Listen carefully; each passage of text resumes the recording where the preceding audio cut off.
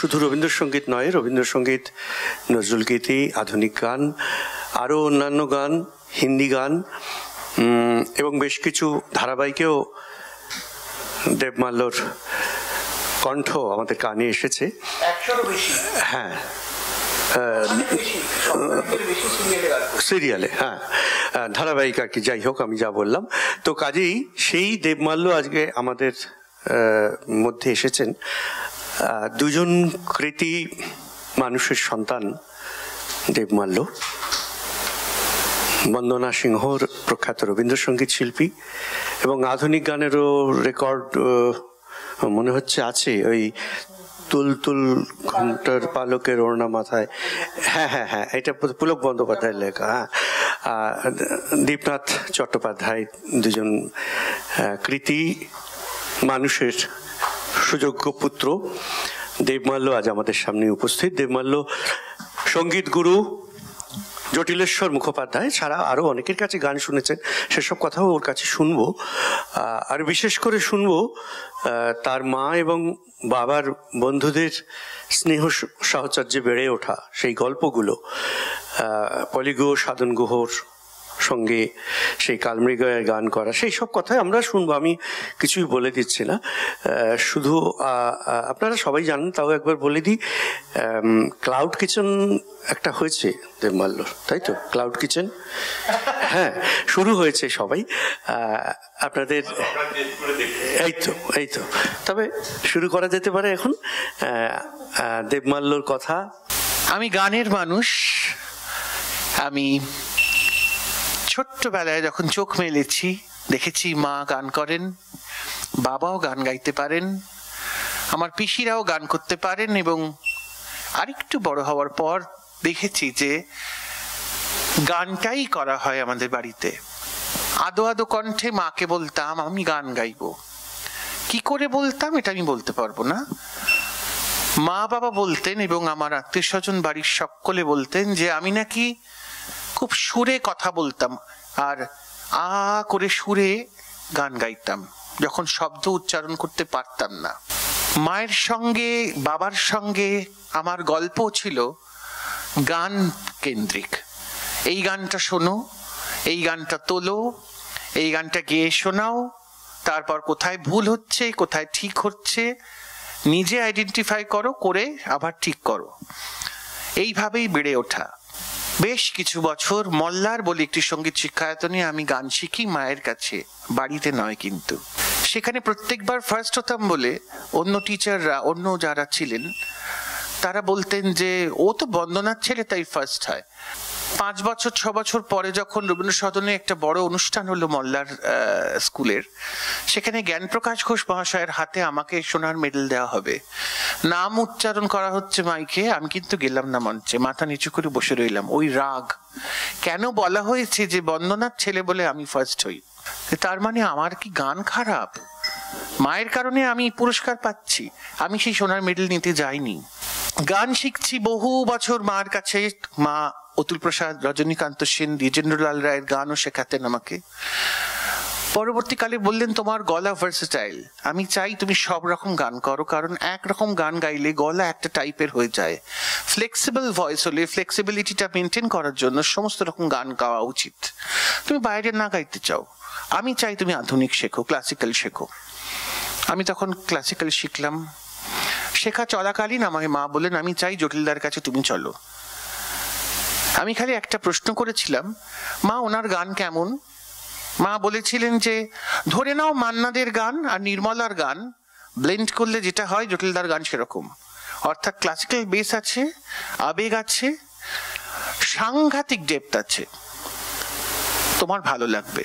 সত্যিই লেগেছিল। আমি 16 বছর ওনার কাছে গান শিখেছি। আমি জটিলদাকে বলতাম আপনার সঙ্গে আমার যাবজ্জীবন কারাদণ্ড চলছে, এবং বহু বছর গান শেখার সুবাদে আমি এখন হাঁ করলে যতটুকু যা বেরোয় তা আমার মা এবং জটিল জেঠুর কৃপা, ঈশ্বরের আশীর্বাদ। গান শিক্ষার কথা যখন বলছি, জটিলদার কাছে গান শেখার চলাকালীন আমার অদ্ভুত অভিজ্ঞতা হয়েছে যে বরেণ্য সব শিল্পীদের কাছে আমার গান শেখার সুযোগ হয়েছে। আমি কিন্তু চট করে সবার কাছে যাইনি, মানে এমনও হয়েছে যে বেহালাতে কি কোনো অনুষ্ঠান, বেহালা উৎসব বা বেহালা সঙ্গীত পালা আমার মনে নেই, আমি গাড়ি থেকে নামছি, আমি দেখছি সুকুমার মিত্র গান করছেন মঞ্চে।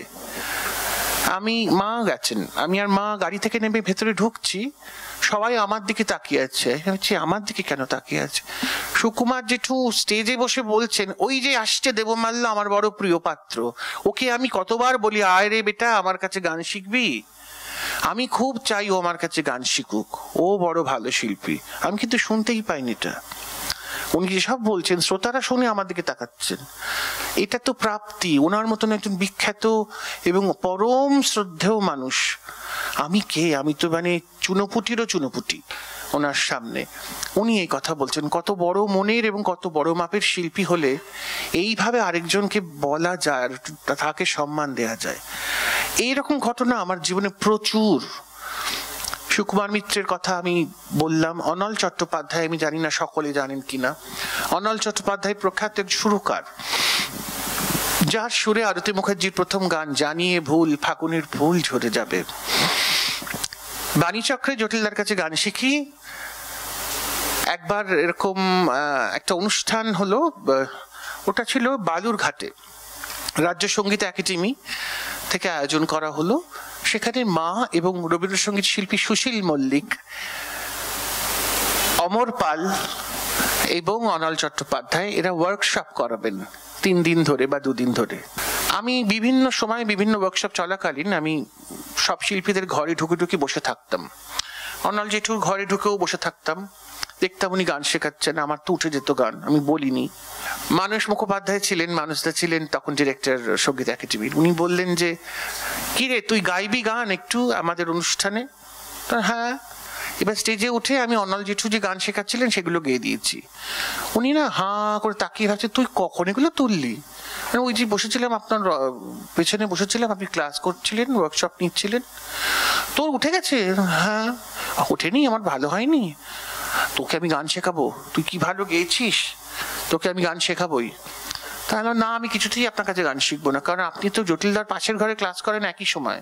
আমি জটিলদার ওই খটোমটো গান শিখে আবার আপনার ঘরে ঢুকে আরেকটা খটোমটো গান শিখে বাড়ি আসবো তো খিচুড়ি পেকে যাবে মাথায়, আমি কিচ্ছু বুঝতে পারবো না। না, আমি তোকে গান শেখাবো। আমি জটিল জেঠুকে কি বললাম যে, জেঠু এরকম ব্যাপার, কি করব? অবশ্যই যাবি তুই, অনলদার কত ভালো ভালো গান, ওগুলো তুলে আয়, অবশ্যই যাবে, আমার ক্লাস করে তুই ওই পাশের ঘরে চলে যাবি। আমি যেতাম।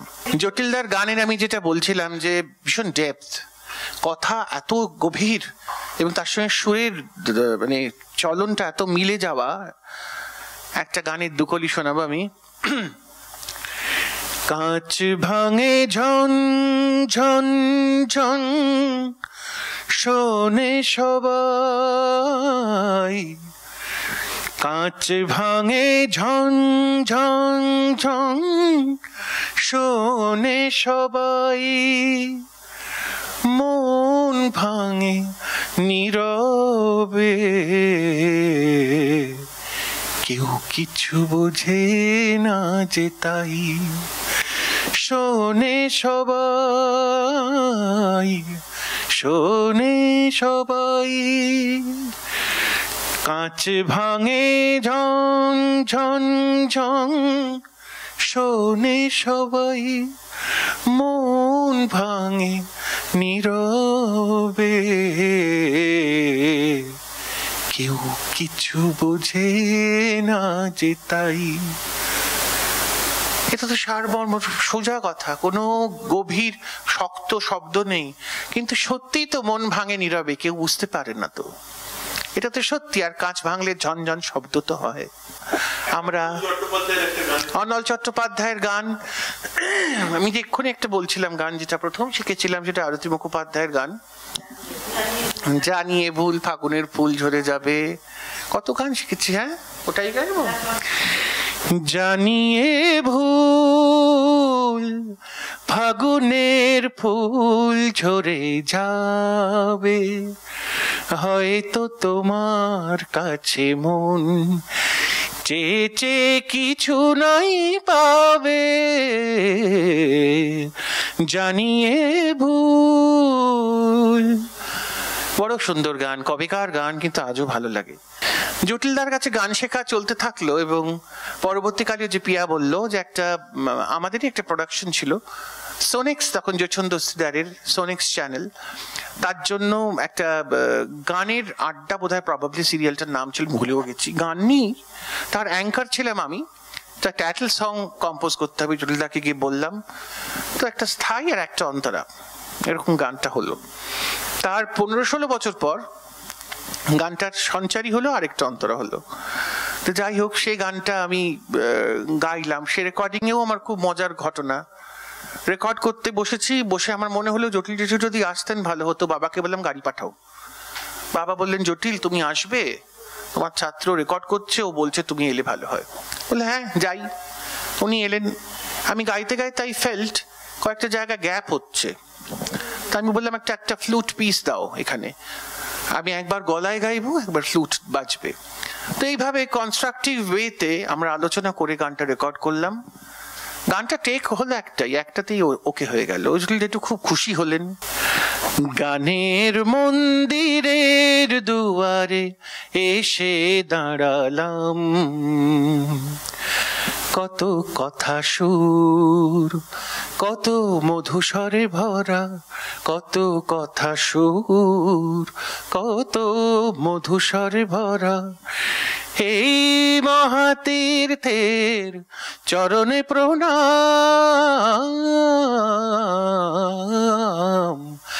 গানের মন্দিরের দুয়ারে এসে দাঁড়ালাম। ওই যে টেলটা গাইলাম, মহাতীর্থের চরণে প্রণাম, ওই টেলটার যে হারকাতটা, ওটা আমি একবার গেয়েছি, একবার ফ্লুটে আমি করিয়েছিলাম। ওটা হি লাইকড ইট ভেরি মাচ। উনি বলেছিলেন এটা খুব ভালো আইডিয়া, একটা গ্যাপ হচ্ছিল। তো যাই হোক, এরকম ভাবে চলতে লাগলো আমার গান। আমার জীবনের প্রথম অনুষ্ঠান কোথায়? কেওড়াতলা মহাশ্মশানের সামনে। তরুণ কুমারের দেওয়া এই অনুষ্ঠানটা কেওড়াতলার সামনে। এটার সাল ছিল হচ্ছে 1987 কি 88। আমি আর জোজো, মিস জোজো, দুজনে মিলে অনুষ্ঠান করতে, দুজনেই ভয়ে মরছি। সারাক্ষণ মৃতদেহ ঢুকছে, আমরা গান গাইবো, কিরকম জায়গা। গান তো গেয়েছি, সব প্রেমের গান, আনন্দের গান গাইছি, কিরকম অস্বস্তিকর। যাই হোক, ওখানকার লোকেরা তো অভ্যস্ত, সবে কিছু যায় আসে না তাদের। আমরা তো ছোট, আমাদের ভয় করছিল। খুব ভালো অনুষ্ঠান, 1 ঘন্টা 2 ঘন্টা দুজনে মিলে গান করেছি। তারপরে দুজনকে 2টো খাম দিয়েছে। আমি খুলে দেখি 3000 টাকা। তো আমরা প্রচন্ড ঘাবড়ে গিয়ে বাড়িতে এসে আমি ফোন করেছি, একটু বুড়ো জেঠু, ওরা না ভুল করে আমাকে টাকা দিয়ে দিয়েছে ডবল, আর জোজোকেও দিয়ে দিয়েছে ডবল। আমরা ভাবতে পারছি না 1988-এ 3000 টাকা অনেক টাকা। বলছে না 3000 টাকা নেই। হ্যাঁ 3000 টাকাই আছে, ওইটাই তোদের দেওয়া হয়েছে, তোকেও দেওয়া হয়েছে, জোজোকেও দেওয়া হয়েছে। আমি আবার জোজোকে ফোন করলাম, শোন এরকম বলছে। বলে আরে দারুণ তো, বেশ অনেক টাকা দিল রে। হ্যাঁ অনেক টাকা দিল। আমরা কি খুশি, কি কিনবো সেটা নিয়ে, সেই কি আমাদের জল্পনা কল্পনা। যাই হোক, এটা যেমন কলকাতার কথা বললাম, এবার কলকাতার বাইরে যাব অনুষ্ঠান করতে। অনুষ্ঠানের জন্য কে ফোন করলো? শ্রীরাধা বন্দ্যোপাধ্যায়।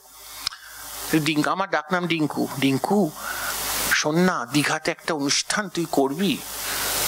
হ্যাঁ, কত পয়সা নিবি? এইবার পড়েছি আমি মহা ফাঁপড়ে। আমি তো কলকাতার বাইরে গান করতে যাইনি, পয়সা নেই, আমার তো ধারণাই নেই আমি কত টাকা চাইবো। আমি বললাম আমি সব জানি না, সব তুমি দেখে নাও। বললো ঠিক আছে আমি দেখছি, যা। আমি আর ইন্দ্রনীল সেন, ইন্দ্রনীল দা তখন ফোক গাইতো, ইন্দ্রনীল দা তখন আধুনিক গান গায় না, কি অসম্ভব সুন্দর ফোক গাইতো। তো যাই হোক, আমরা ওখানে গান করতে গেলাম।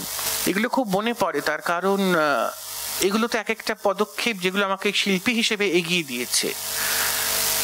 তারপর আমার মনে পড়ে না কি করে জানো, আমি আস্তে আস্তে সিরিয়ালের জগতে ঢুকলাম, গান গাওয়া শুরু করলাম। তখন তো দূরদর্শন ছাড়া কোনো সিরিয়াল ছিল না, কিন্তু বেশি গেয়েছি সিরিয়ালে, প্রচুর সিরিয়াল। রবীন্দ্রনাথের অনেক গল্প, অনেক টেলিফিল্মে গেয়েছি।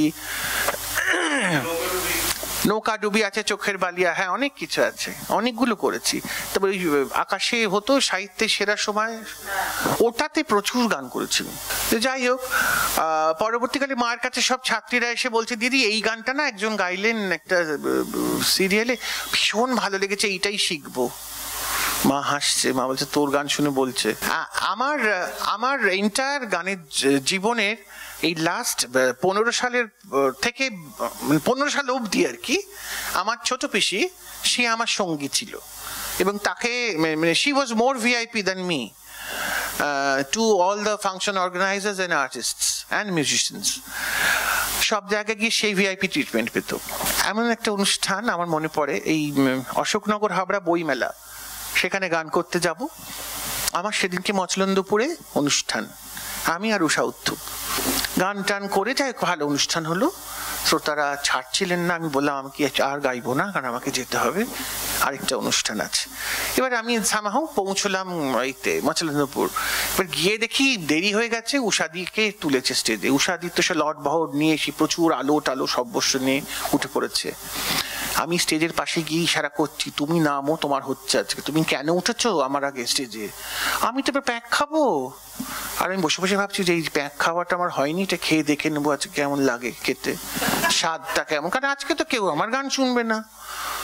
উষা উত্তপের পরে কেন লোকে আমার গান শুনতে যাবে? তারপর নামতে যাবে উষাদি, আমি ইশারা করছি চোখ বড় বড়, খবরদার আমার কথা বলো, তারপর তুমি নামবে। উষাদি ভীষণ ভালো করে মায়ের কথা বলে, আমার কথা বলে, মানে বেসিক্যালি স্টেজটাকে রেডি করে উষাদি নামলো। সো সো সো গ্রেসিয়াস, ভীষণ ভালো।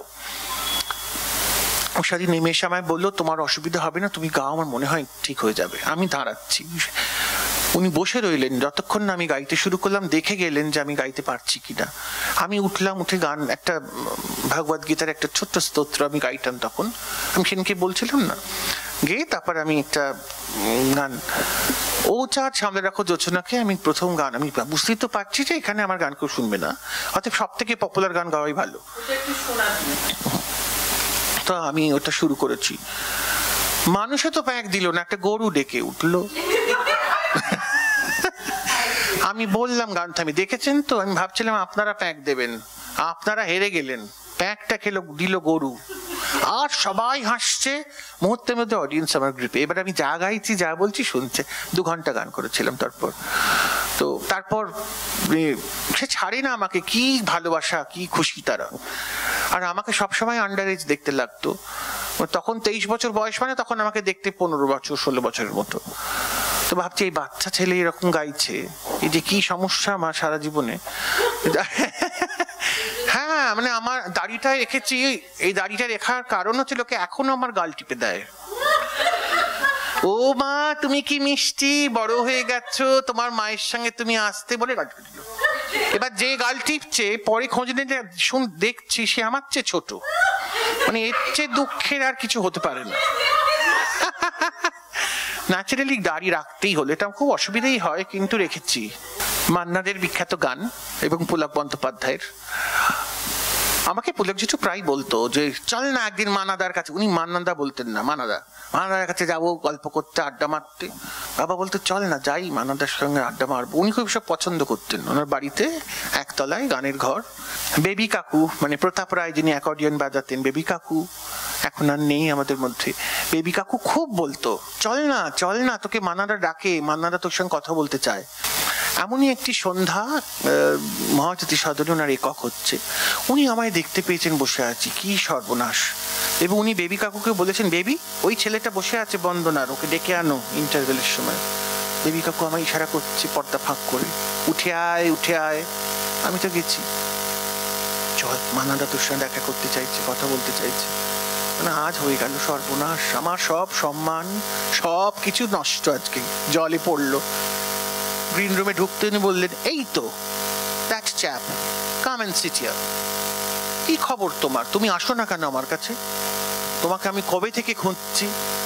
আমি প্রচন্ড ঘাবড়ে তাকিয়ে আছি, কেন উনি আমায়, অফ অল এভরিবডি আমায় কেন খুঁজছেন। এই যে তুমি আমার গান গাও, কই আমায় তো ভেঙাও না। আমি আরো ভয় পেয়ে গেছি, আমি ওনাকে ভেঙাই না। ও বাবা, গেল আজকে আমার সম্মান গেল, সব সর্বনাশ। কেন যে এলাম গান শুনতে। না, আই মিন টু সে, তুমি তো আমায় নকল করো না। তখন আমি প্রচন্ড কাঁপা গলায় বললাম, না মানে আমি তো পারি না। এইটাই তো, পারতে হবে না, নকল করবে না, আমায় ভেঙাবে না। আমি এই ভাষাটাই বলি, ভেঙাবে না। আমার গান গাইছো, কি তুমি হেমন্ত বাবুর গান গাইছো, দ্যাট ইজ নট ইম্পর্টেন্ট। তুমি যখন একটা গান গাইছো ওটা তোমার গান, তুমি একজন শিল্পী গাইয়ে হিসেবে তুমি সেই গানটা কিভাবে রেন্ডার করবে তুমি ঠিক করবে। গানটা গেয়ে দেওয়া যেভাবে সেইভাবে গাওয়া মানে তোমার শিল্পী হিসেবে তোমার কোনো অবদান রইল না গানটার মধ্যে। তুমি নিজে কি কন্ট্রিবিউট করলে গানটাতে? তুমি যেভাবে গান গাও, আমি শুনেছি কোন চ্যানেলে তুমি গাইছিলে ও চাঁদ সামনে রাখো জোছনাকে, তুমি একটা আলাপ করলে দুর্ধর্ষ, আমার সাংঘাতিক পছন্দ হয়েছে। তুমি যেভাবে গানটা গাইছো সেখানে কোথাও আমি নেই, তুমি আছো। এটাই তো বড় জিনিস একজন শিল্পীর, যে সে তার ব্যক্তিত্বটাকে ফুটিয়ে তুলতে পারছে গানে। গানটা তখন তোমার। আমি এটা অ্যাডমায়ার করেছি বলে বেবিকে বারবার বলেছি যে ছেলেটাকে নিয়ে এসো আমার কাছে। আমি তখন একটু ভাবলাম যে না, আমি মারা যাবো না, হার্ট ফেল করে বেঁচে থাকবো। গানটা আমি আলাপটার গল্প বললাম, আলাপটা করে শোনাই, ওটা কপিরাইট ক্লেম আসবে না। ও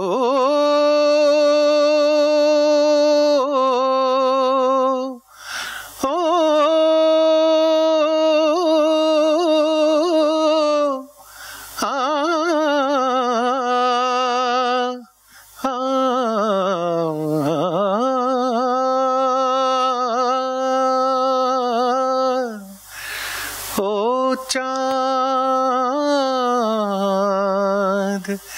সামলে রাখো জোছনাকে,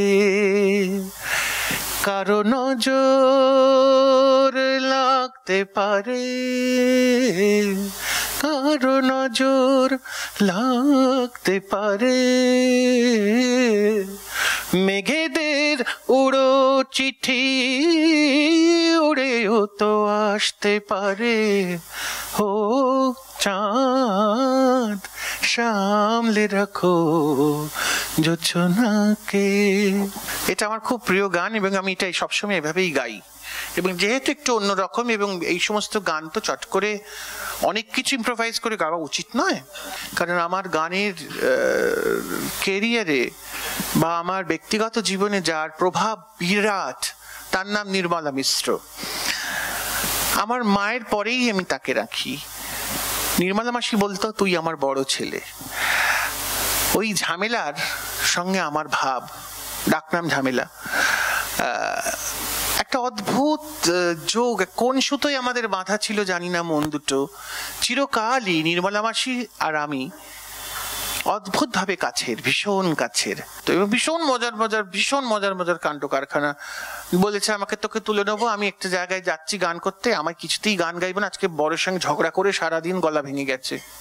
যাই হোক, সে অনুষ্ঠানে যাচ্ছি গাড়িতে করে। নির্মলা মাসির একটা সোনালি রঙের অ্যাম্বাসেডার ছিল, হ্যাঁ সোনালি রঙের অ্যাম্বাসেডার। সেখানে লাল মাথা নিয়ে, লাল চুল নিয়ে, লাল চশমা পরে সে বসেছে সামনে, সবসময় সামনে বসতো। আমরা যাচ্ছি, হঠাৎ রাস্তায় ওই আইসক্রিমের গাড়ি দেখে মনে হলো তার যে আমি এক্ষুনি আইসক্রিম খাবো। আমি বললাম তুমি এখন আইসক্রিম খাবে কি করে, এখন অনুষ্ঠানে যাচ্ছি। চুপ কর, আইসক্রিম। কাঁচ নামিয়ে তো আইসক্রিম বলে নির্মলা মিশ্রকে দেখে তো ভীষণ খুশি। দুখানা অরেঞ্জ স্টিক, ওইটাই নাকি ভালো। না পুরো জিভ লাল হয়ে যাবে, কিছু পাতা খারাপ, অনুষ্ঠানে যাচ্ছ কি করতে গেলে সব চাই পাশ খাবে। চুপ কর, এটাই খাবো, তুইও এটা খাবি। এবার আমরা দুজন গাড়ি থেকে নামছি, অনুষ্ঠানে পৌঁছে দুজনে হাতে স্টিক আইসক্রিম করতে, মানে অর্গানাইজাররা ভাবছে কি কুক্ষণে এদের ডেকেছি গান গাইতে। একটা গান নির্মলা মাসি খুব অনুষ্ঠানের শুরুতেও গাইতো, আমার বাদল দিন আমার এই যে একা রেখে যায়। গানটা হচ্ছে শিপ্রা বোসের গান, কিন্তু নির্মলা মাসি যেহেতু রবীন্দ্র জৈনের কম্পোজিশন, নির্মলা মাসি রবীন্দ্র জৈনের কাছে এটা তুলেছিল। এই গাইটা অন্যভাবে গাইতো, কিছু কথারও তফাৎ আছে, অন্যভাবে গাইতো, রেকর্ড করেনি কখনো। এবং ওই লাস্ট অন্তরা থেকে ধরতো গানটা। আর নির্মলা মাসির সঙ্গে বাঁধাতো প্রীতিময় গোস্বামী। সে যে কি অস্বাভাবিক স্বর্গীয় সেই কম্বিনেশন, এই গানটা ঠিক কি মাত্রায় পৌঁছতো মঞ্চে, এ আমি বহুবার দেখেছি পাশে বসে, মঞ্চে একসঙ্গে বসে। হ্যাঁ, এই দুটো লাইন গাইছি, ওইভাবেই গাইছি নির্মলা মাসি যেভাবে গাইতো। পথঘাট নদী মাঠ সবই জলে ঢাকা, এই ধুধু অন্তরে কাঁদিছে বিশাখা, পথঘাট নদী মাঠ সবই জলে ঢাকা। এই ধুধু অন্তরে কাঁদিছে বিশাখা, সে আলো কোথায় পাবো যে আলো হৃদয় থেকে ডেকে ডেকে যায়, আমারে যে একা রেখে যায়, আমারে যে একা রেখে যায়। এই গানটা নির্মলা মাসি এইভাবে গাইতো এবং দারুণ জমে যেত। প্রীতিদার তবলা আর নির্মলা মাসির এই গান ভুলবার নয়, মানে অসাধারণ। বনশ্রী সেনগুপ্ত নির্মলা মাসিকে নিয়ে আমি নিউ মার্কেট গেছি, এটা ভীষণ হাসির। নিউ মার্কেট যাব, আমাকে দুজনেরই বর ফোন করে সাদাসাদি, তোমার মাসিকে নিয়ে যাও। কেন গো, তোমাদের আমাকে ভালো লাগে না বুঝি? এই যে বাঁশটা দিচ্ছ আমায়, এই তো মহা সমস্যা, আমি কি করব? কেউ একজন চলো, আমি একলা দুজনকে সামলাবো কি করে? দুজনের মাথা খারাপ। ওইখানে গেছে, আমার দুজনে মিলে গেছে। আর শোন, আমরা কিন্তু অনেক ঘুরবো, বুঝলি তো? তাই নাকি? আচ্ছা, ভালো কথা। তো তোমরা কি ঠিক করেছো, আজকে আমার কথা শুনবে? হ্যাঁ হ্যাঁ, আমরা একদম, তুই যা বলবি, যেখানে দেখবি সেভাবেই যাবো। খুব ভালো কথা। এবার দুজনে মিলে নিউ মার্কেটের মেন জায়গাটি, গোল জায়গা মাঝখানটা, ওখান দিয়ে যাচ্ছি। কসমেটিক্সের দোকান আছে সেখানে। বনশ্রী মাসি ঢুকেছে, দেখছে কি হবে মেখে, তোর এসব মাখার দরকার কি? আমি তো কিছুই মাখি না, চিমটি কাটি গাল লাল হয়ে যায়। এইসব করতে করতে হঠাৎ করে একজন মহিলা চিৎকার করতে শুরু করে দিচ্ছেন। হ্যাঁ, আমি তখন তাকিয়ে দেখছি চাচাবিচিটা কিসের। সেই মহিলার বক্তব্য হচ্ছে যে আমি দাঁড়িয়েছিলাম, উনি আমার এই মহিলা মানে নির্মলা মাসি, উনি এই this lady, she pulled my hair, মানে খোপা ভেবে, ঝুলছে ভেবে ধরে টান মেরেছে। সে কি কমোশন! সে আবার আনফর্চুনেটলি অবাঙালি, সে তো নির্মলা মিশ্রকে চেনে না। সে মানে ভিড় জমে গেছে সেখানে, সেই মহিলা চিৎকার করছে আর তার সঙ্গে নির্মলা মাসি তার চেয়েও চিৎকার করছে, বেশ করেছি 100 বার খুব। আমি বললাম, না না, তোমাদের নিয়ে আমি আর জীবনে কোথাও যাব না, অসম্ভব, এই সহ্য করা যাচ্ছে না, এই অত্যাচার এরকম করবে না। আমি কিন্তু নালিশ করবো বাড়িতে গিয়ে সব তোমাদের বড়দের। এইসব কাণ্ড কারখানা করতো। তো ওদের সঙ্গে আমার ভীষণ, মানে বনশ্রী মাসির আর নির্মলা মাসির সঙ্গে আমার খুব ভাব ছিল। দুজনের হ্যালো বলার কায়দাটা ছিল যে নির্মলা মাসি ফোন করে বলতো হ্যালো, আর বনশ্রী মাসি ফোন করে হ্যালো, আমি ফরেস্ট। আর বনশ্রী মাসি গান গাইবার সময় বোঝা যেত না, বনশ্রী মাসি আদো আদো করে কথা বলতো। অত বড় মাপের শিল্পী এরা, তো সত্যি স্বর্ণযুগের শিল্পী, এদের তো কোনো তুলনা হয় না, এদের তুলনা এরা নিজেরাই। তো এইগুলো বহুবার হয়েছে। নির্মলা মাসিরও যেমন বেশ কিছু গান, আমরা তো ফোনে সারাক্ষণ গল্প করতাম, গান নিয়ে কথা বলতাম। হয়তো কোনো গান আমি বলি, তোমার এই গানটা আমার গুনগুন করছিলে, দেখো এই জায়গাটা এই কাজটা এরকম করলে কেমন লাগে, বলে করলে আই এটা দারুণ দিলি, আরেকবার কত তুলে নি, মানে এইরকম বলতো। আমি আবার কি করবো যে উনি তুলবেন আমার থেকে? কিন্তু এগুলো বড়, কত বড় মন এবং কত ওপেন মাইন্ডেড বলে এই কথাগুলো বলতো, এবং সারাক্ষণ আমরা এই ধরনের কথাবার্তা বলতাম। আর আমরা একটা গান খুব গাইতাম দুজনে মিলে, ওই তুমি যদি ময়দা হতে আমি জল খাবারে লুচি বেলতাম, আসিতে আসিও না ছবির গান। রেকর্ডে নির্মলা মাসির গলা ছিল, কিন্তু ছবিতে রুমা গো ঠাকুরতার কণ্ঠে ছিল গানটি। আমার অঙ্গে জলে রং মশাল, আমার অঙ্গে জলে রং মশাল, আহা কি রঙ্গ পড়ে পতঙ্গ, বুকে অনঙ্গ নিতে মাতাল। আমার অঙ্গে জলে রং মশাল, আমার অঙ্গে জলে রং মশাল। এটা আমার খুব প্রিয় গান। ও একটু ক্লাসিক্যালের ছোঁয়া থাকলে আমার খুব পছন্দ হয় আসলে, ওর জন্য আমার ভালো লাগে। আমার সবসময় মনে হয় শচীন দেব বর্মনের গানে যে নাটকীয়তা এবং ছন্দের যে চলনগুলো আমাকে খুব অ্যাট্রাক্ট করে। শোনো গো দক্ষিণ হাওয়া, তো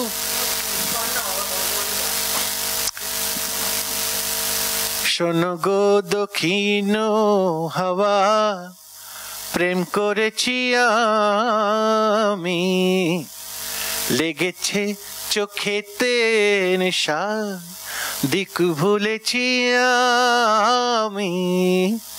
শোনো গো দক্ষিণ হাওয়া, প্রেম করেছি আমি, লেগেছে চোখেতে নেশা, দিক ভুলেছি আমি।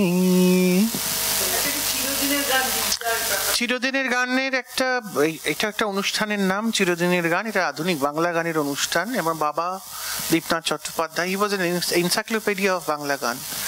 মানে সমস্ত ইনফরমেশন বাবা ছিল, বাবা চর্চা করতেন সবসময়, এবং সমস্ত শিল্পীরা কখনো না কখনো বেনিফিটেড হয়েছেন, বাবার কাছ থেকে ইনফরমেশন নিয়েছেন, বাবা তাঁদের গাইয়েছেন। তারা বড় একটা স্টেজ, বড় প্ল্যাটফর্ম পাওয়া, যে রবীন্দ্র সদনের মতন মঞ্চে এরকম একটা বড় ক্যানভাসের অনুষ্ঠান, সেখানে তাদের হয়তো তখন নাম হয়নি, তারা গান করেছেন, এবং পরবর্তীকালে ওই বড় অনুষ্ঠানে গান গাওয়ার যে একটা পাবলিসিটি, যে একটা প্রচার, সেটা পেয়েছেন। আস্তে আস্তে তারা প্রথম সারিতে পৌঁছেছেন এবং এখন তারা স্বনামধন্য। আমার বাবার অনেক ভূমিকা তাদের জীবনে। সেই চিরদিনের গান এমনই একটি অনুষ্ঠান যেখানে গান গাইবার জন্য শিল্পীরা খুবই মুখিয়ে থাকতেন। সেই রকম অনুষ্ঠান বাবা কনসিভ করেছিলেন। 93-তে ফার্স্ট শুরু হয়, 2011-তে শেষ হয়, এতগুলো বছর হয়েছে। সেখানে বহু শিল্পী গান করেছেন, বহু, মানে সব শিল্পীরা। ইনফ্যাক্ট মধুমিতাদি সব থেকে ভালো জানবে, কারণ মধুমিতাদি বহু বছর সে অনুষ্ঠানের অ্যাঙ্কার করেছে। এই যে FM চ্যানেল শুরু হয়েছে, যেখানে আমরা নতুন করে বাংলা গান শুনতে শুরু করলাম। নিশ্চয়ই আগে আমরা যে রেডিও শুনতাম, একটা সময় রেডিও শোনা বন্ধ করে টেলিভিশন একটু একটু দেখছি। গান নিয়ে সেরকম অনুষ্ঠান তখন টেলিভিশনেও নেই। তখন আমি, দেবাশিস বসু, সতীনাথ দা, অমিত দা, আমরা যারা FM এ জনপ্রিয় হয়ে উঠেছি, একটা তো সোর্স এবং রিসোর্স দরকার। সেটা হচ্ছে দীপনাথ দাস এবং ওদের বাড়ি। শুধু দীপনাথ দা বললে এইটুকু হয়ে যাবে, ওদের বাড়ি। কারণ ওদের বাড়িতে রতু মুখোপাধ্যায়, পুলক বন্দ্যোপাধ্যায় থেকে শুরু করে এই এখনকার স্বপন দাস, শ্রীকুমার দাস, সকলে নিত্য যাওয়া আসা। আর আমাদের ছিল অবাধ গতি। কিন্তু চিরদিনের গান আমাদের বাংলা সংস্কৃতির এই নতুন জোয়ারটা এনে দিয়েছিল। এই যে এক ঝাঁক নতুন শিল্পী এলো, সেটা দীপনাথ দার হাত ধরে। এবং এখানে আমি অ্যাড করি যে শুধু চিরদিনের গান নয়, সেই সময় মানে হেমন্ত মামু যখন চলে গেলেন, তারপরে হেমন্ত স্মৃতি সংসদ গঠন হলো। সেই স্মৃতি সংসদের অনুষ্ঠান রবীন্দ্র সদনে হতো। অখিল বন্ধু ঘোষ তার একটু পরে সে হতো। সেখানে সমস্ত শিল্পীদের সেই গান তোলানো, গান গাওয়া, ওই যে মধুমিতাদি বলছেন না যে কার গলায় কি গান মানাবে, সব বাবা ঠিক করতো, করে তাদের গান তোলাতো, তুলিয়ে গাওয়াতো, রিহার্সাল হতো মিউজিশিয়ানসদের, একদম যা অ্যাকিউরেট অরিজিনাল গানটাতে যা যেভাবে বেজেছে ঠিক সেই রকম বাজবে, সেই রিপিটেশনে গান হবে, এরকম হতো।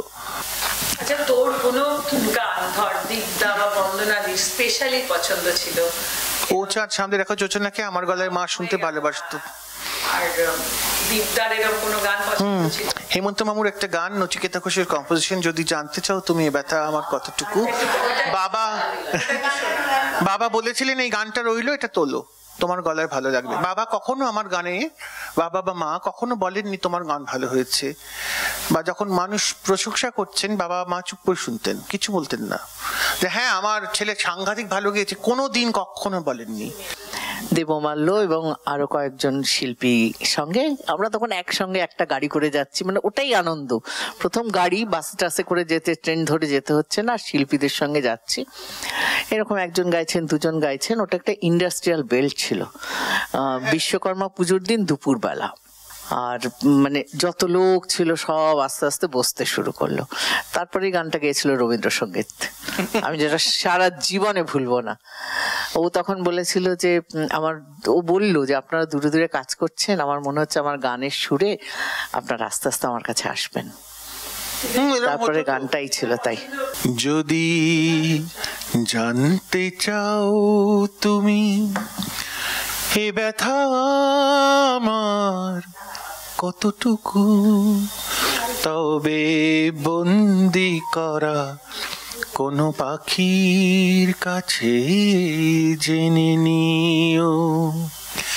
যদি দেখতে চাও আমার ভিজে যাওয়া চোখ দুটো, তবে জলে ডোবা কোনো পদ্ম ফুল দেখে নিও। যদি জানতে চাও। এমনও হয়েছে সদনে, রবীন্দ্র সদনের একটা কোন অনুষ্ঠানে গান করছি, উত্তম দা, আমাদের উত্তম মুখার্জি কিবোর্ড বাজাচ্ছে, ভুলে গেছি গানটা কোন গান, কিছু মনে নেই, মনে শুধু আছে আমি ভুল গিয়েছিলাম, আমি এটাকে ভুল গিয়েছি সুর। উত্তম দাকে বললাম গান গাইতে গাইতে আমি ভুল গাইছি না, বলছে হ্যাঁ ভুলে গেছো সুরটা। মঞ্চে তো গান থামাতে পারবো না, ম্যানেজ করে গিয়ে দিয়েছি। বাড়ি এসেছি রাত্রির 9:30, 10টা 10টা, বসেছি, ওই গান তুলেছি, খাইনি তাইনি কিচ্ছু করিনি, ওই গান তুলেছি। গান তুলে উত্তম দাকে রাত্রির 1:30টার সময় ফোন করেছি, ঘুম থেকে তুলে উত্তম দাকে শুনিয়েছি। উত্তম দা বলছে তুমি এখন গান তুলছো? তখন হ্যাঁ আমার অসুবিধা হবে, যতক্ষণ আমি ঠিক করবো, তুমি বলো তো ঠিক গাইছি কিনা। উত্তম দা শুনে বলে হ্যাঁ এখন একদম পারফেক্ট। ঠিক আছে, থ্যাংক ইউ। তারপরে আমি খাবার খেয়েছি রাত্রিরের। আমার মনে পড়ে মার, যেমন মার কেরিয়ারের বেশিটাই আমি মায়ের সঙ্গে সঙ্গে যেতাম সব জায়গায়, তো মার গান গাওয়ার ধরন দেখে আমি শিখতাম কিভাবে অডিয়েন্সকে মা হ্যান্ডেল করেন। মঞ্চে এক ধরনের, মানে ক্লোজড অডিটোরিয়ামে, ইনডোর অডিটোরিয়ামে একরকম, সেই একই গান যখন খোলা মঞ্চে গাইছেন, মাইকটাকে কিভাবে ব্যবহার করছেন, কিভাবে থ্রো করছেন গলাটা, ট্রিটমেন্টটা কিরকম, রেন্ডিশনটা গানের পাল্টে যায়। এইভাবে কখনো মা গানের মানেটা বলে দিতেন, এমন ইন্টারেস্টিংলি বলতেন যে বোরিং লাগতো না। তো এগুলো চেষ্টা করেছি শেখার সব সময়। এই মা যখন বাবা চলে গেলেন, বাবার যাওয়াটা একটু অন্যভাবে। বাবা 2011 সালে রবীন্দ্র সদন নন্দনের গেটের সামনে বাসের ধাক্কায় বাবা মারা গেছিলেন, আর ঘটনাটা ঘটেছে সন্ধ্যে 6:15টার সময়। এই এতক্ষণ আমি দৌড়দৌড়ি করেছি হসপিটালে। যাই হোক, মা আমাকে বললেন যে আমি ঠিক থাকবো, তুমি একটু চোখ বুজে শোয়ার চেষ্টা করো, ঘুম আসবে না, কাল সারাদিন তোমার অনেক দখল যাবে।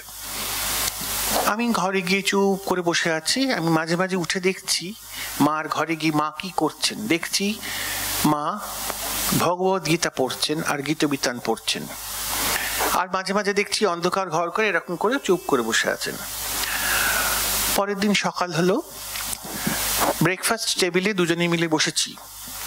আমি বলছি আমি খাবো না কিছু। মা বললেন না, তোমাকে নিয়ে আমায় জীবনে চলতে হবে এখন, তোমার অসুবিধা আমায় বলবে, আমার অসুবিধা আমি তোমায় বলবো, অবশ্যই খাবে। খাবার এলো, খেলাম, খেয়ে বেরোলাম বাবাকে আনতে। যাই হোক, বাবাকে নিয়ে আসা হলো, তারপরে বাবাকে দাহ করা হলো, সব হলো। পরে মা আমায় বললেন, আমি পড়ে দেখলাম ভগবত গীতায় যা আছে রবীন্দ্রনাথ গীতবিতানে সেসব লিখে গেছেন, আমি মরে গেলে গীতবিতানটা একবার রাখিস আমার বুকের ওপর। 2 বছরও যায়নি, মা অসুস্থ হলেন। যাবার আগে আমায় বললেন যে আমার শ্রাদ্ধ করবেন না, আমি একদম বিশ্বাস করি না, তোমাকে আমি আর তোমার বাবা যেরকম ভাবে মানুষ করেছি সেভাবে তুমি থাকবে। ঠিক তেমনটাই হলো, মার কথা বন্ধ হয়ে গেল, মা কোমায় চলে গেলেন। এবং মা চলে গেলেন 25শে মে 2013 সাল। মা যখন চলে গেলেন, আমি একটা হাফ প্যান্ট পরে একটা টি-শার্ট পরে দাঁড়িয়ে আছি আইসিইউতে। আমি গেলাম, গিয়ে মায়ের হাতটা ধরলাম, মার হাত ঠান্ডা, প্রথম মার হাত ঠান্ডা আমি অনুভব করলাম।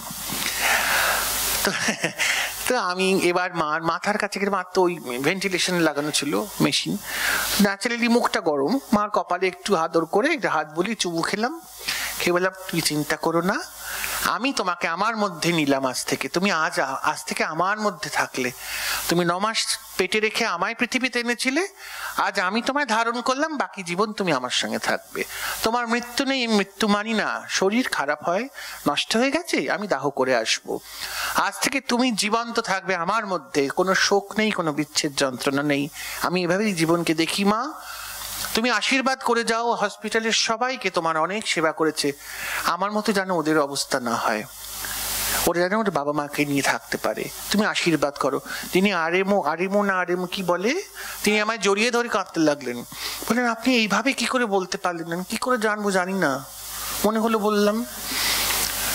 পরে রাত্রিবেলা ভাবলাম যে রবীন্দ্রনাথ বোধহয় সেইভাবেই আমার মধ্যে ঢুকেছেন। সেই ছোট থেকে রবীন্দ্রনাথের সবকিছু শুনে দেখে অনুভব করে বড় হওয়া, তো সেদিন বুঝলাম রবীন্দ্রনাথ আমার মধ্যে আছেন, বিরাট বড় বন্ধু হয়ে, বিরাট বড় আশ্রয় হয়ে। ওই আশ্রয় কোনো মানুষ হতে পারে না। যাই হোক, অনেকটা শক্তি, অনেকটা পজিটিভিটি নিয়ে আমি কিন্তু এইভাবে মায়ের মানে পার্থিব শরীর চলে যাওয়াটাকে মেনে নিলাম। Apart from being a very মানে ফাইন, সুপার ফাইন ভোকালিস্ট, সঙ্গীত শিল্পী হিসেবে তিনি কেমন ছিলেন শ্রোতারা বলবেন, তিনি মা হিসেবে এরকম ছিলেন। She was very practical, very dignified, graceful, ভীষণ sophisticated, হ্যাঁ ভীষণ sophisticated, সাজগোজ, ভীষণ ভালো পারফিউম লাগানো, ভীষণ স্টাইল পছন্দ করতেন, আর ভীষণ পজিটিভ মাইন্ডেড ছিলেন, ভীষণ পজিটিভ মাইন্ডেড ছিলেন। সুচিত্রা মিত্র মাকে দেখলেই বলতেন, আয় আমার সামনে আয়, আমি দেখি তো সাজ আগে, এবার কি গন্ধ মেখেছিস আরো কাছে আয়।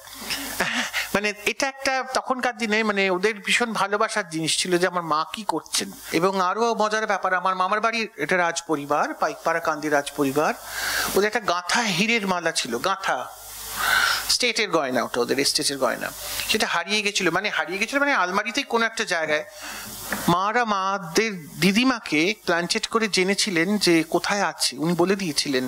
এবং এরা বাচ্চা, তখন অল্প বয়স, এরা ভয় ভয় গিয়ে বড়দের বলেছিল অমুক আলমারির অমুক ড্রয়ারের অমুক জায়গায় তলায় কাপড়ে বাঁধা আছে, পাওয়া গেছিল।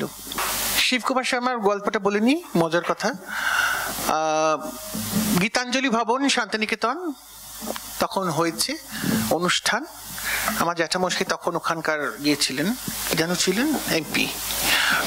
তো উনি বললেন তুমি একটু গান করবে, সোমনাথ চট্টোপাধ্যায়। তো উনি বললেন তুমি একটু গান করো, আর কাকে বলি, বনশ্রী সেনগুপ্তকে বলো। বলে আচ্ছা ঠিক আছে। বলে আমি বম্বে থেকে শিবকুমার শর্মাকে আনছি। তাহলে ওই বাবারি, ওনার আগে আমাদের গানকে শুনবে। তো যাই হোক, এবার ট্রেনে করে যাওয়া হবে। আমি ট্রেনে উঠেছি, উঠে দেখি বনশ্রী মাসি বসে আছে তার বরকে নিয়ে। বনশ্রী মাসির স্বামীর নাম ছিল শান্তি। আর শান্তি মেশোর একটা স্বভাব ছিল, সবাইকেই হ্যান্ডশেক করে বলতো থ্যাংক ইউ। এটা কেন বলতো জানি না, আমরা কিসের থ্যাংক ইউ জানি না, কিন্তু বলতো তো থ্যাংক ইউ। আর বনশ্রী মাসি ফরেস্ট বিউটি দুজনে বসে আছি, তুই একটা টিট, আমরা একসঙ্গে ডাকটি। হ্যাঁ, এবার আমরা সব চারজন বসেছি। হঠাৎ দেখি সবাই পেছন দিকে তাকাচ্ছে, পেছন দিকে তাকা দেখি শিবকুমার শর্মা। সর্বনাশ, ইনিও আমাদের সঙ্গে যাবেন, ইনি গাড়িতে যাবেন না। এবার আমার much to my amazement, he came and sat beside me. আমার পাশের চেয়ারটা ওনার, তার আমি জানি না। উনি আমাকে দেখে বললেন আরে কেসে, হ্যাঁ অ্যাজ ইফ উনি আমায় কতদিন ধরে চেনেন। আমি তো আরো লজ্জায় পড়েছি, কোথায় উনি। আমায় উনি বসে বসে বলছেন তোমাকে দেখলেই বোঝা যায় তুমি একজন শিল্পী, তাই জন্য আমি তোমায় চিনতে পারলাম। গেছিলাম গীতবিতান নিয়ে, ভেবেছিলাম তো রবীন্দ্রনাথের জায়গা শান্তিনিকেতন, ওখানে তো রবীন্দ্রনাথের গানই গাইতে হবে বেশি। হায় হায়, একটা রবীন্দ্রনাথের গান গাইতে দিচ্ছে না, খালি বলে আধুনিক গাও। হ্যাঁ তাহলে ঠিক আছে, আধুনিক গাই, তাহলে তাই গাইছি। তারপর যখন গান করে বেরোচ্ছি মঞ্চ থেকে, উনি এসে আমাকে জড়িয়ে ধরলেন, বললেন তুমি অসম্ভব ভালো শিল্পী, তুমি কি ভালো শিল্পী, আমি মুগ্ধ তোমার গান শুনে, আর তোমার সঙ্গে আমি ছবি তুলবো, এসো তো, এসো তোমার সঙ্গে ছবি তুলবো। আমি তো ভয় মরছি যে ওনার মতন, উনি তো ভগবানের মতন আমাদের কাছে, উনি এই কথা আমায় বলছেন। কত বড় মনের পরিচয় এটা, আমি কে চুনোপুটি। উনি আমাকে জড়িয়ে ধরে ছবি তুললেন। আরেকবার হয়েছিল জিল্লা সভাঘরে, পণ্ডিত যশরাজের গান শুনছি, কি অসাধারণ গান, মানে ঝরঝর করে চোখ দিয়ে জল পড়ছে, আমরা জানিও না, মানে মুগ্ধ হয়ে বিহ্বল হয়ে দেখে যাচ্ছি। ওনার গান অনুষ্ঠান শেষ হলো, উনি বেরোলেন, আমরাও বেরোলাম, আমি আমার ছোট পিসি দুজনে মিলে। সবাই প্রণাম করছে, আমি তখন ওনাকে এরকম হাত জোর করে বললাম আমি আপনাকে একটু প্রণাম করব। হ্যাঁ, প্রণাম করতে উনি আমাকে বললেন তোমার মাথায় লেখা আছে তুমি খুব ভালো শিল্পী, জাত শিল্পী, তোমার ভেতরে আছে, ঈশ্বর কা আশীর্বাদ হ্যায়। আমি তো ভ্যাবাটাকে তাকিয়ে রইলাম, কোনো রিয়াকশন নেই। আমার এরকম অদ্ভুত কথা আমি ভাবতেই পারি না। আমার পিসি তো কাঁদতে শুরু করে দিল, ও বাবা গো এ কি হলো, চল কোলাঘাটে যাই খেতে, তোকে পণ্ডিত যশরাজ বলেছেন এরকম। ইনফ্যাক্ট আমরা লিটারালি চলে গেলাম কোলাঘাটে সেরে পাঞ্জাবে খেতে, কেন না পণ্ডিত যশরাজ আমাকে এরকম বলেছেন। সারা রাস্তা পিসি কেঁদে গেল, সারা রাস্তা আবার পিসি কেঁদে গেল, বলে ওর বাবা তোকে পণ্ডিত যশরাজ কথা বলেছে। তো এটা মনে পড়ে। আর লতাজিকে নিয়ে বলতে গেলে, লতাজির সঙ্গে আমার ইন্টারাকশন একটা দুবার হয়েছে। একবার হয়েছিল, সেটা হচ্ছে এই জেমস লং সরণিতে একটি স্কুল উদ্বোধন, সেখানে মা এবং স্বপন গুপ্ত ওরা রবীন্দ্রনাথের গান গাইতে গেছেন, আমি পেছন পেছন গেছি, ওরা গান করছেন। সেই বছর লতাজির ওই পায়োজি ম্যানের রাম রতন ধন পায়োর টাইটেল ট্র্যাক ক্যাসেটটা বেরিয়েছিল, তখন ক্যাসেটের যুগ। আমার তো তোলা হয়ে গেছে সব, আমাকে এসে বলেছে তুমি গাইবে, তাই আমি হ্যাঁ। তারপরে গান গাইবার খুব ভালোবেসে ওরা শুনলেন, ন্যাচারালি ওদের ভাষা তো ওদের ভালো লেগেছে। এবারে আমি নামতে আমাকে একজন ভদ্রমহিলা, খুব ভারী চেহারার, লম্বা, আমাকে বললেন তুমি ইধার आओ বেটা, मेरे साथ आओ, कोई तुमको मीट करना चाहते हैं, तुम मेरे साथ चलो। আমি গেলাম ঠিক পাশের ঘরটায় গেলাম, অনেক মহিলা বসে আছেন, একটা সোফা এরকম সি শেপের, সেমি সার্কেলের, সেখানে অনেক ভদ্র মহিলা সব বসে আছেন, কেউ সালোয়ার কামিজ, কেউ শাড়ি পরে। আমার মনে হলো আমি একজনকে চিনি, আমি বুঝতে পারছি না, চেনা লাগছে। আমাকে কাছে নিয়ে যেতে দেখলেন লতা মঙ্গেশকর বসে আছেন। এটা কেউ জানে না, এটা লুকোনো, মানে চুপি চুপি ওনাকে নিয়ে এসে বসানো, কারণ উনি ওনার উপস্থিতির কথা জানতে পারলে তো সকলেরই একটু অস্বস্তি হবে। হ্যাঁ, তো আমি তো আর হাঁটতে পারছি না, তো আমাকে টেনে টেনে নিয়ে যেতে আমি নিচে মাটিতে নীল ডাউন হয়ে বসলাম। উনি আমার মাথায় হাত বোলাচ্ছেন, পিঠে হাত বোলাচ্ছেন, আর বলছেন তোমার এত ভালো রেঞ্জ, তোমার গানে এত ভাও আছে, তুমি ভাও মানে বোঝো? যে হ্যাঁ, ভাও মানে ভেতর থেকে যে গাইছো, এটা কেউ শেখাতে পারে না, এটা তুমি নিয়ে জন্মেছো, তোমাকে ঈশ্বর দিয়েছে। তুমি গান কখনো বারবার বলছেন তুমি কখনো গান ছাড়বে না। আরেকবার আমি সারা ভারতবর্ষে একটা কম্পিটিশনে ফার্স্ট হয়েছিলাম, আর লতাজির কথা ছিল আমাকে পুরস্কৃত করতে দিল্লি যাওয়ার। ওনার ডেঙ্গু হয়, উনি যেতে পারেননি, আমি গেছিলাম। সেই দিন রমা মণ্ডল মারা গেছিল। ন্যাচারালি ওই আনন্দটা হলো না আমার, যে আমি একটা সারা ভারতে প্রথম হয়ে এত টাকা পেলাম। এবং ওই তখন মিস্টার জয়পাল রেড্ডি বলে একজন ছিলেন আইএনসি মিনিস্টার, তিনি আমায় লতা দিলেন। আচ্ছা ঠিক আছে, এই গানটা দিয়ে আমরা শেষ করবো। হ্যাঁ, দেখেছি তোমায় দু চোখ ভরে, আর তো কিছুই চোখে পড়েনি। দেখেছি তোমায় দু চোখ ভরে, আর তো কিছুই চোখে পড়েনি। হয়তো ছিল আরো অনেক মানুষ, হয়তো ছিল আরো অনেক মানুষ, আর তো কাউকে মনে ধরেনি, আর তো কাউকে মনে ধরেনি। দেখেছি তোমায় দু চোখ ভরে, আর তো কিছুই চোখে পড়েনি। আর একটা কথা বলবো যে শিল্পীদের তো রান্নাঘরটা আমরা কেউ জানি না, শিল্পীদের বাইরে থেকে দেখি, তাদের ভেতরে কাটাছেঁড়া, অসহায়তা, লড়াই, সেগুলো তাদের থাকে, আমরা শুধু বাইরের বিভাটা দেখতে পাই। তো সেই রকমভাবেই একজন শিল্পীকে আমি দেখি এবং জানি। একটা ছোট্ট কথা বলার সুযোগ পেলাম আজ। আমি কমলা গার্লসে পড়তাম 11-12, তখন আমাদের বন্দনা সিংহ বলে একজন শিক্ষিকা ছিলেন, পড়াতেন। তো তিনি আমাকে খুব ভালোবাসতেন, আমিও তাকে খুব ভালোবাসতাম, ভীষণ গুণমুগ্ধ ছিলাম।